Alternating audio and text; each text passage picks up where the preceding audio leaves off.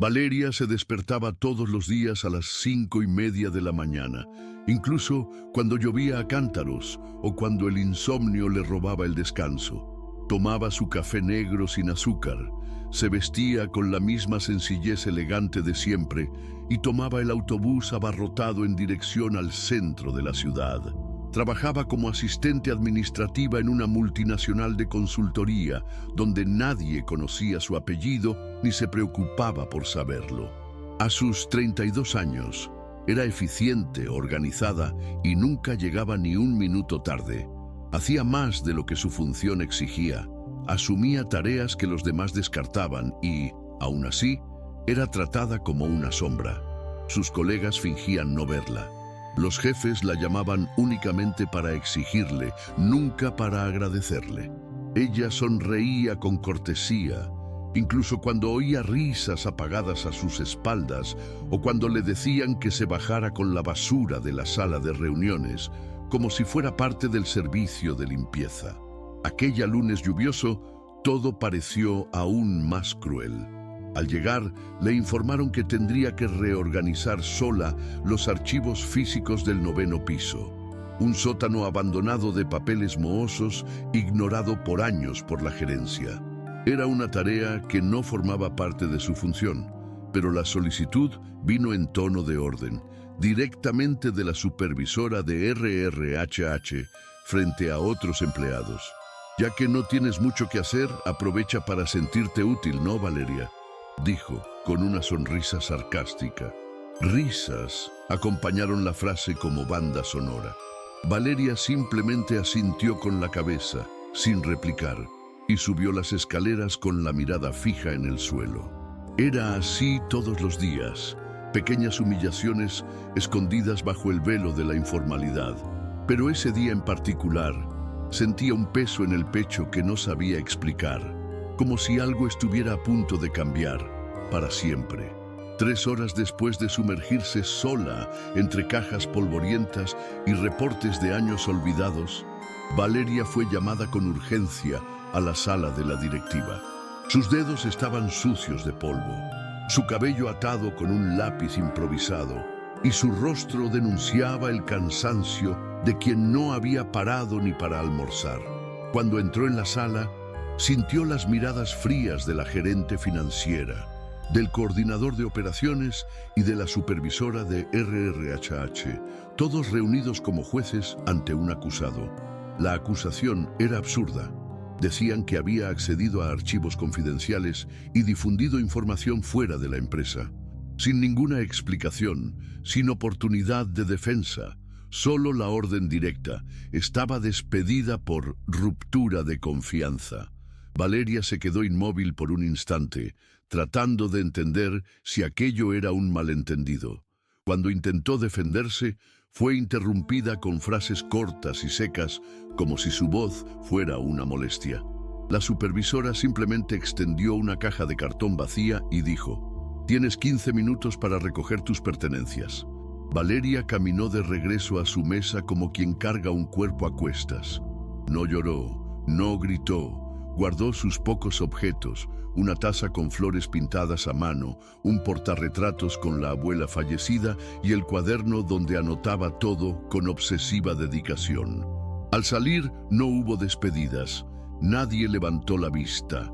El ascensor parecía descender más despacio de lo normal, como si la humillación necesitara tiempo para instalarse por completo. Cuando llegó a la acera, la lluvia se intensificaba, pero ella no se protegió.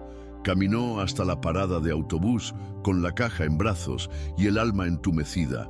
Lo único que resonaba en su mente era la pregunta que siempre se hacía en silencio: ¿por qué nadie me ve? Aquella noche, Valeria llegó a casa más temprano de lo habitual. Su madre se percató de inmediato, pero respetó el silencio de su hija. Se sentó en el sofá, con la caja aún en brazos, y encaró la televisión apagada durante largos minutos. No lloró ni se quejó. Simplemente se quedó allí, inmóvil, como si esperara que el dolor pasara por sí solo. Cuando su padre llegó del trabajo, un hombre discreto, de voz baja y mirada atenta, Ella simplemente dijo que había sido despedida sin entrar en detalles. Dijeron que ya no confían en mí, murmuró, evitando su mirada. El señor. Otavio Meneses era conocido en el sector empresarial por su postura ética y por mantener distancia de los focos. Era dueño de un grupo de inversiones con participación silenciosa en varias empresas, incluida la misma donde su hija había trabajado.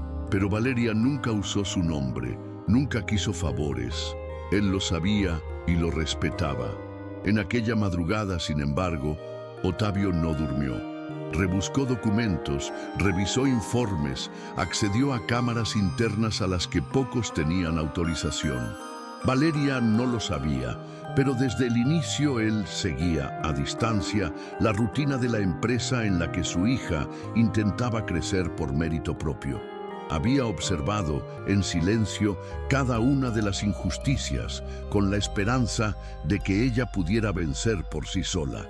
Pero el despido fue la última gota. En pocas horas se activó su equipo jurídico. Las compras de acciones se aceleraron de forma discreta a través de socios intermediarios.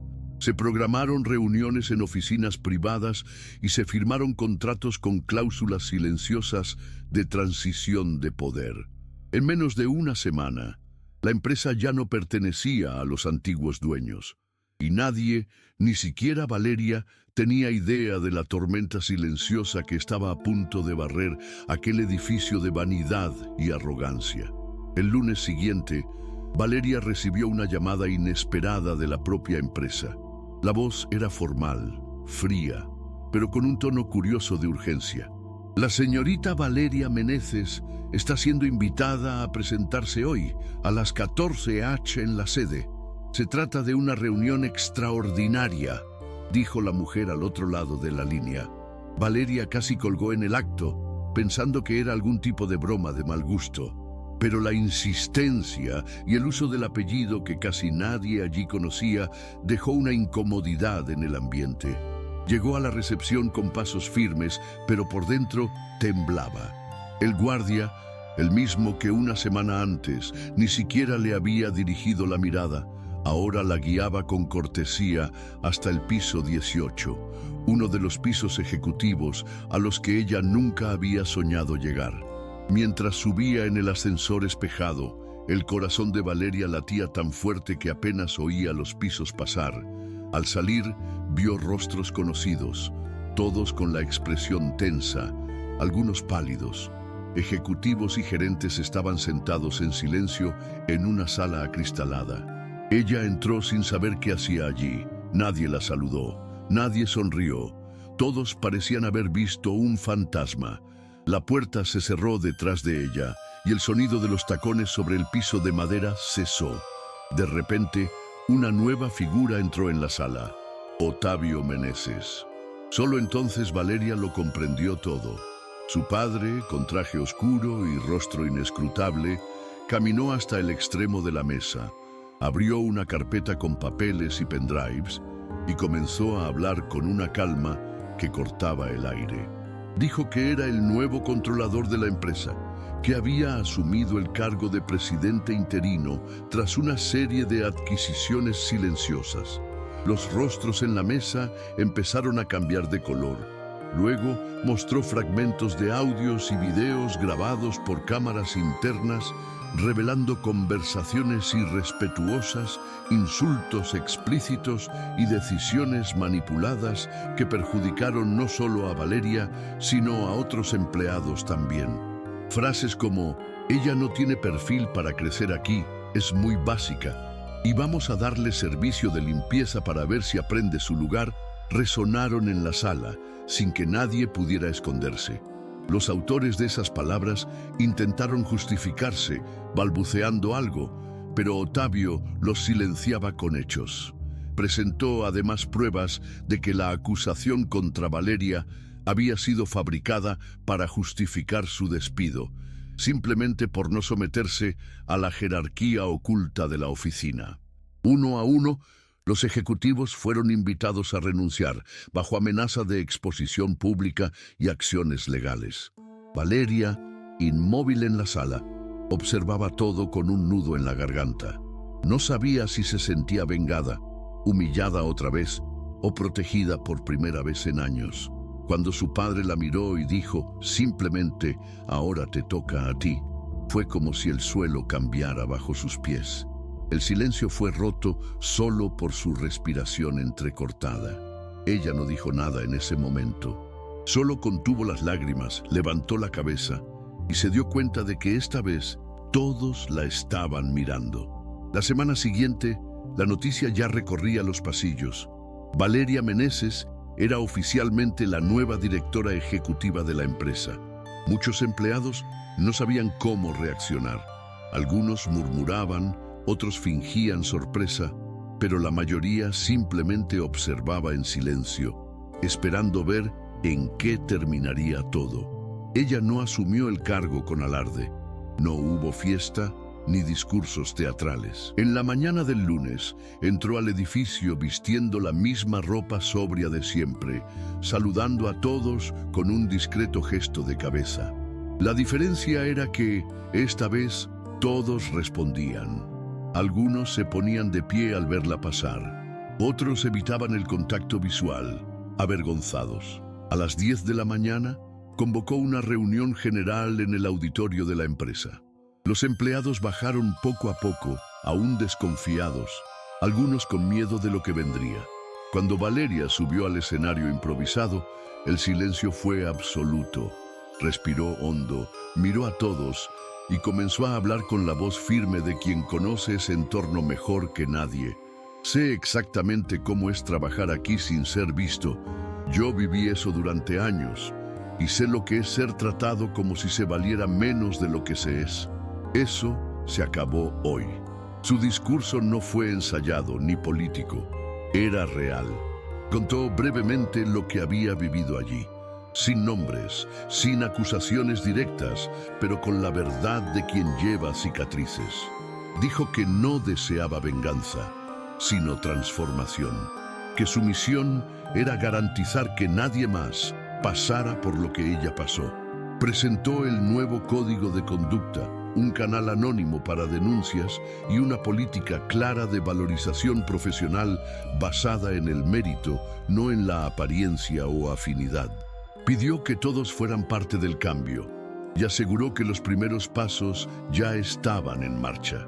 Cuando terminó de hablar, no hubo aplausos inmediatos.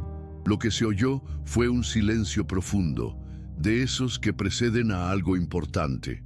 Poco a poco surgieron unas palmas tímidas, luego más fuertes, y al final toda la sala aplaudía, no por miedo ni por obligación, sino porque, de alguna manera, todos sabían que estaban presenciando el inicio de algo nuevo. En los días siguientes, Valeria recorrió los departamentos escuchando historias, preguntas, ideas. Tardó en lograr que todos se sintieran a gusto, pero ella estaba dispuesta a escuchar, a reconstruir. Sabía que el respeto no se imponía, se ganaba. Un mes después, al pasar por el mismo ascensor en el que tantas veces había sido ignorada, vio a una empleada novata intentando equilibrar una pila de carpetas. Valeria extendió la mano y dijo, «Déjame ayudarte». La joven sonrió sorprendida y aceptó. Para Valeria, ese simple gesto lo simbolizaba todo. No se trataba de poder, se trataba de no permitir jamás que el silencio fuera cómplice de la falta de respeto. Y en ese instante, con el corazón en paz, supo, había valido la pena.